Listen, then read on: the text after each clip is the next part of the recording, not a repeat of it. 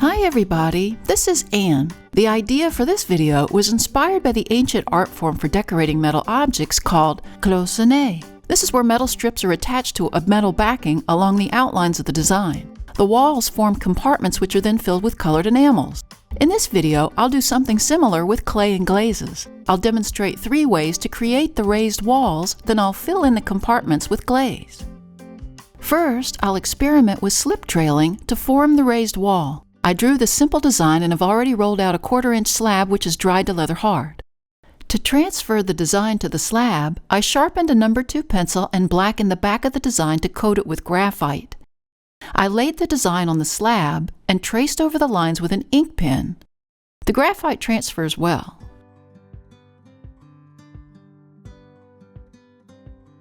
I slaked down some of the clay from my reclaimed clay bucket to a stiff yogurt consistency and filled a cake decorating tube that I purchased at the craft store. I always test the slip first. I want the slip to come out of the tube in a stiff, consistent line as opposed to spreading out or coming out in spurts. Once I got that down, I started piping out the slip around all the design lines on the slab. I have mixed feelings about slip trailing. I like the look, but achieving consistently wide lines plus keeping the tip of the bottle clean without clogging can be tricky. The best tips I can give you are to use an immersion blender to get as many clay chunks out, then sieve the slip with a little tea strainer. Steady your squeezing hand with your other hand while resting your elbows on the table. Also, keep something small enough to penetrate the small nozzle tip to clean it out and keep it from clogging. One final tip, don't try and fix mistakes while the slip is wet. When it's dry, you can touch up mistakes or scrape off and go again. Let's do another design, this time using extruded coils. Again, I started with the design that I drew and a leather hard 1/4-inch slab. I used the same process of graphiting the back and tracing that down to the slab. For my coils, I'm using a garlic press that I purchased at the grocery store.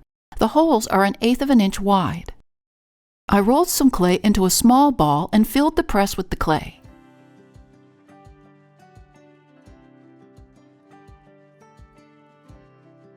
When I squeeze the handle, I get these cool coils.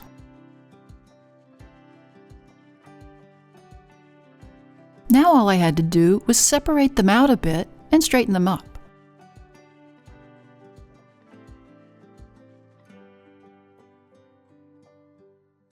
Using a wet brush, I wet the area of the clay over the design lines, then attach the coils, using a bit of pressure over the coil with my finger as I went to keep the coil in place.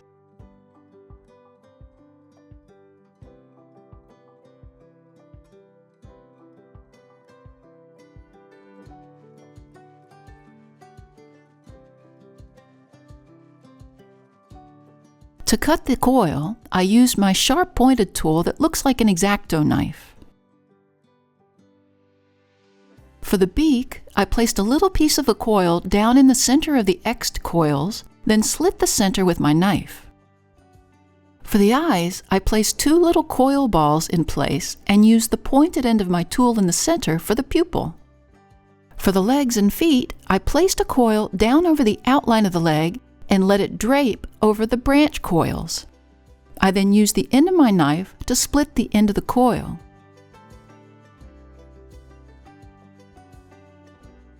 To attach all the coil ends so they appeared as one solid line, I wet my brush and slaked the ends together. That'll hide those raw edges. I also used the end of the paddle tool to straighten out some of the coils that were a bit out of line.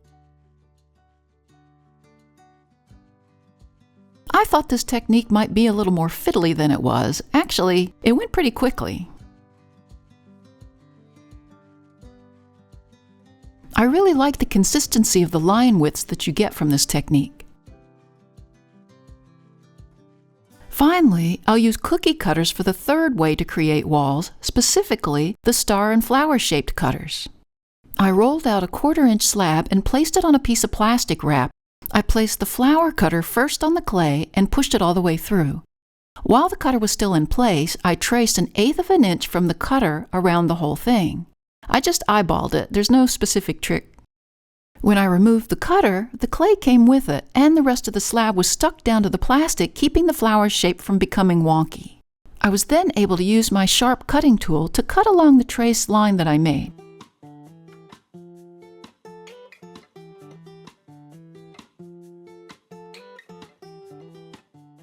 Once it was cut, I carefully removed the excess clay without misshaping the flower. For my particular design, I repeated this process, this time with the star cutter, and I made 2 of those.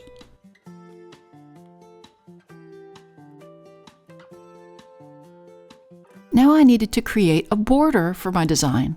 I traced around a roll of tape on a leather hard 1/4-inch slab to define the size of the design. Then I placed the stars and flower where I wanted them. I let part of the flower flow outside the borderline. I wet my paintbrush and brushed around the inside and the outside of all the cutouts, then pressed the tops of them gently to adhere them to the clay. The part of the flower that was outside the borderline, I just cut away.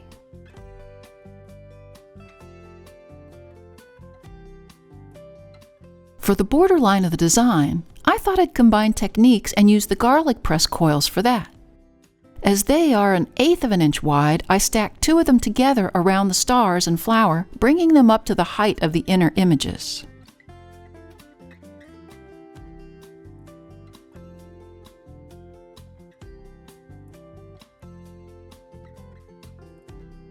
I added a little coil to the inside, connecting all the images to themselves.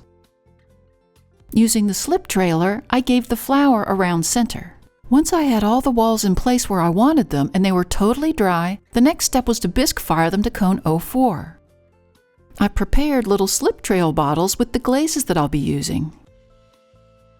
I decided to throw little pill boxes with flat tops so I could make the designs on the lid. Here's the slip trailed roses design that's been bisque fired. I thought I'd take you through how I glazed it. I took the first slip trail bottle filled with the Amico Weeping Plum and piped it into the compartments of the big rose like a coloring book. The glaze stops at all the slipped walls.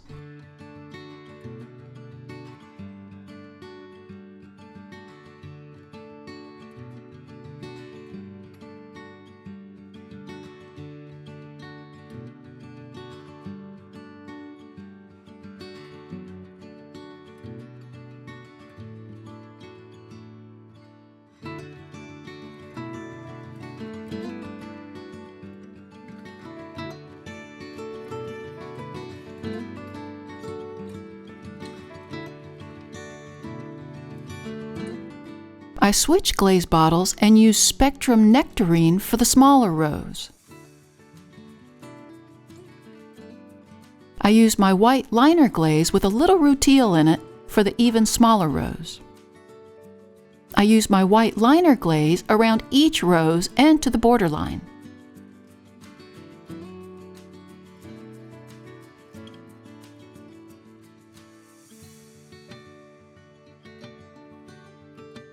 For the birds, I used Spectrum Black glaze under the birds' beaks and the top of their heads. I also used it for the wings.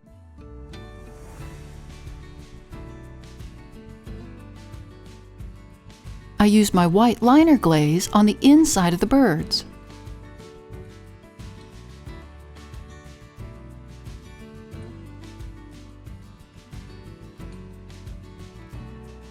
I used the white glaze with the rutile in it on the inside of the branch. I used Amico Honeydew Flux glaze around the birds and the branch.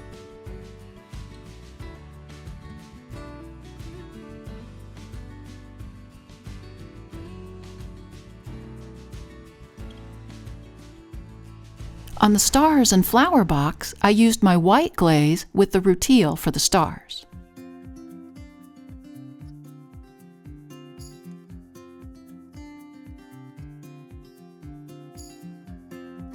I used Amico Lavender for the inside of the flower petals.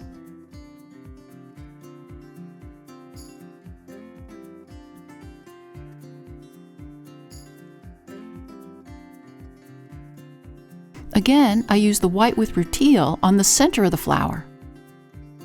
I filled the inner circle with Amico Honeydew.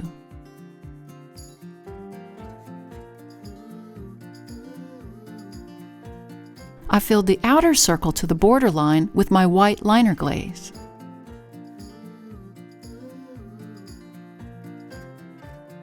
I dotted white glaze into the really small holes with a pointed brush.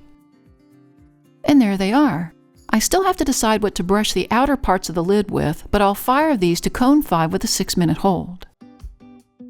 Now here's the box with the roses. I decided to brush on Amico honeydew glaze around the edges of the box top. That complemented nicely the red of the roses, especially since I didn't have any green leaves in the design.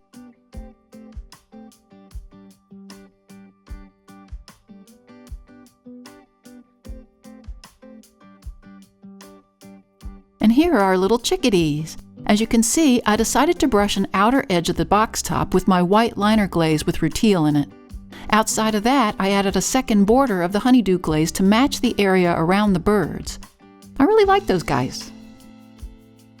I brushed the honeydew glaze around the outer part of the box lid to match the inner ring connecting the 3 elements together.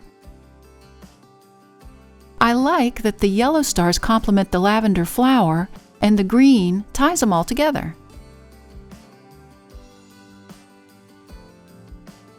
If you'd like to give these simple projects a go, there's a link to the designs in the description section under the video. Thanks to the newest members of our Little Street Pottery Research Facility team. If you'd like to join the team and earn a title, click on the Super Thanks button or the link to buy me a coffee.